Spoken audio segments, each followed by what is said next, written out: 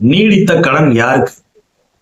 பொதுவா ஒரு ஜாதகத்துல கடனை கொடுக்கக்கூடிய இடம் 6ஆம் பாவகம், 6ஆம் அதிபதி.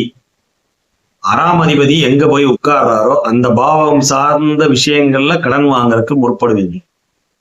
உதாரணத்துக்கு 6ஆம் அதிபதி போய் 4ஆம் இடத்துல போய் உட்கார்றாரா, கடன் வாங்கி வீடு கட்டுவீங்க, கடன் வாங்கி வண்டி வாங்குவீங்க, கடன் வாங்கி உங்கள் தன் சுகத்தை அனுபவிப்பீங்க. சுகவாசிய வாழ்றக்கே கடன் வாங்குவீங்க. 6ஆம் அதிபதி எந்த இடத்துல போய் உட்கார்றாரோ அது சார்ந்த விஷயங்கள் நிச்சயமா ஒரு கடன் இருக்கும். 6ஆம் அதிபதி உங்கள் ஜாதகத்துல லக்னாதிபதியோட அதிக வலுவில் இருக்கிறாரா, கடன் எப்பவுமே இருந்துட்டே இருக்கும். அது மட்டும் இல்லாமல் 6ஆம் இடத்தில் சுபர்கள் அமைய பெற்றவர்களுக்கு அந்த கடன் நல்ல கடன்கள்ங்கிற மாதிரி இருந்துகிட்டே இருக்கும். அதுபோக 6ஆம் இடத்தை குரு பார்க்கிறாரு அப்படின்னா அந்த இடத்த வளர்த்து விடும் போது மேற்கொண்டு கடன் வளர்ந்துகிட்டே இருக்கும். சுத்தம் அப்படிங்கிற மாதிரி லைஃப் லாங்கா கடனுக்கு வட்டி கட்டியே ஓடுறோம்ங்கிற மாதிரியே ஆயிடும். 6ஆம் இடத்தில் ஒரு பாவி அமர்வது சிறப்பு.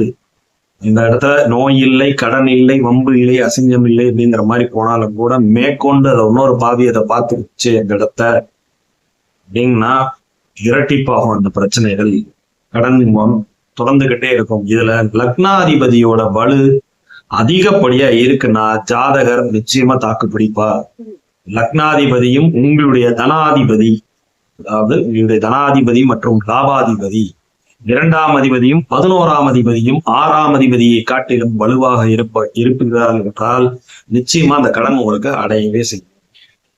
2ஆம் அதிபதியும் 11ஆம் அதிபதியும் 6ஆம் அதிபதியோட வலு குறையா இருக்கிறாங்க அப்படின்னா நிச்சயமா கடன் அடைக்கிறதுக்கு கடும் போராட வேண்டியது. ஸோ இந்த மாதிரி ஜாதக அமைப்புலாம் உங்களுக்கு இருக்கு அப்படின்னா கடன் வாங்குறதுல நீங்க ரொம்ப ரொம்ப கவனமாக இருக்க வேண்டியது அவசியம்.